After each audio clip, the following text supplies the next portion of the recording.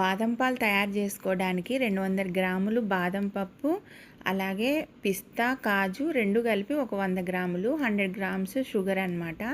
First వీటన్నింటిని దోరగా వేయించుకొని మిక్సీ పట్టుకోవాలి. మిక్సీ కూడా బరకగా పట్టుకోవాలన్నమాట.